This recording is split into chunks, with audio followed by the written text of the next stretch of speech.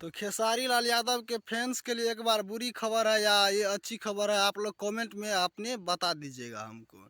तो खेसारी लाल यादव के मैनेजर जो इससे पहले थे, वो मैनेजर एहे रहा नहीं जाता, तड़प ही ऐसी है ना। अब नहीं रहे, जिनका नाम था विवेक सिंह।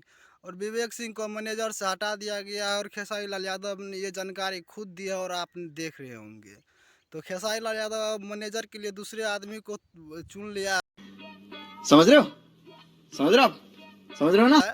अब उसमें आपको जो बताया गया है, खेसारी लाल यादव ने बताया है कि अगर लेन देन किसी का भी हुआ है और अगर मेरे से बिना पूछे, तो वो उसका जिम्मेवार हम नहीं होंगे, आप तू चुप रहे बाबा, तू चुप रहे हैं। उनसे समझ लीजिएगा। तो किन से समझने के लिए कहा? तो वो विवेक सिंह से समझने के लिए कहा। अगर आपका लेन देन खेसारी लाल यादव से नहीं हुए हैं, तो वो खेसारी लाल यादव उसका शाबाश बेटा, बहुत बढ़िया। जिम्मेदार नहीं है, वो अलग है। जिससे आप लेन देन किए हैं वो समझ, वो उसके ऊपर वो चला गया।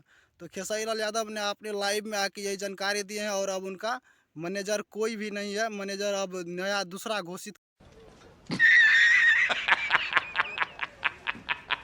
कर दिया गया है। तो यह मैनेजर जो एक फिल्म्स का मालिक है और वहाँ पे बोला, आप मेरा काम यही देखेगा, आपको किसी भी चीज़ से गाना म्यूजिक लेना हो, कुछ भी स्टेज शो, तो वो मैनेजर देखेगा। तो आपको यह वीडियो कैसा लगा और यह जानकारी कैसा लगा, आप अपने कमेंट बॉक्स में हमको बता सकते हैं।